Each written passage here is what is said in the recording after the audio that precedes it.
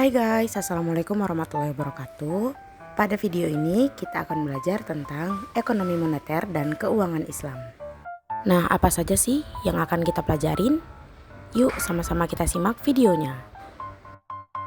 Nah, di sini terdapat dua pembahasan. Yang pertama adalah teori dan konsep dasar keuangan Islam, dan yang kedua ada kerangka pendekatan ekonomi moneter Islam. Kita masuk ke materi yang pertama, yaitu teori dan konsep dasar sistem keuangan Islam. Nah, pertama-tama kita akan membahas tentang pengertian uang menurut sudut pandang Islam. Uang dalam Islam disebut dengan al-naqdu atau nukut, yang artinya sesuatu yang buruk. Uang dalam Islam tidak hanya dipandang sebagai alat tukar, tetapi juga sebagai sarana untuk menjaga keadilan dan transaksi ekonomi. Nah, yang selanjutnya ada fungsi uang berdasarkan prinsip Islam. Jika dalam sistem konvensional, uang berfungsi sebagai penyimpanan nilai dan standar pembayaran di masa yang akan mendatang, Islam menolak konsep uang sebagai komoditas yang dapat diperjualbelikan untuk mendapatkan keuntungan.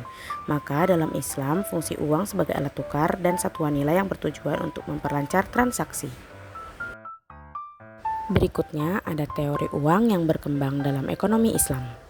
Salah satu yang menonjol adalah teori uang sebagai flow concept, atau di mana uang terus beredar dalam perekonomian untuk mencegah terjadinya penimbunan atau hoarding yang dapat merugikan masyarakat secara keseluruhan.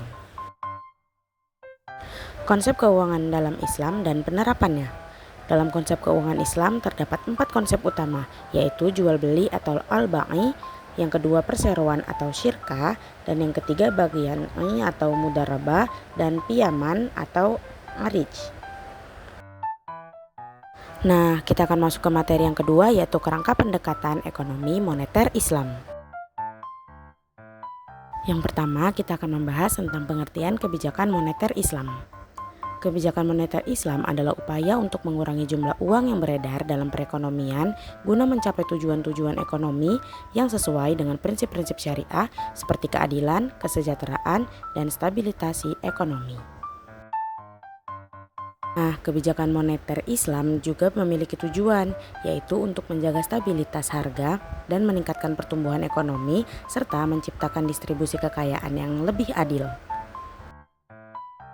Nah, selain tujuan, kebijakan moneter dalam Islam juga memiliki fungsi, yaitu sebagai alat untuk mengatur sistem keuangan yang berfungsi dengan prinsip syariah. Yang fungsi utamanya adalah 1. Untuk menjaga stabilitas ekonomi. Yang kedua, memastikan pertumbuhan ekonomi yang seimbang. Dan yang ketiga, menciptakan lapangan pekerjaan. Nah, itu tadi pemaparan video dari saya. Lebih dan kurangnya saya minta maaf. Wassalamualaikum warahmatullahi wabarakatuh.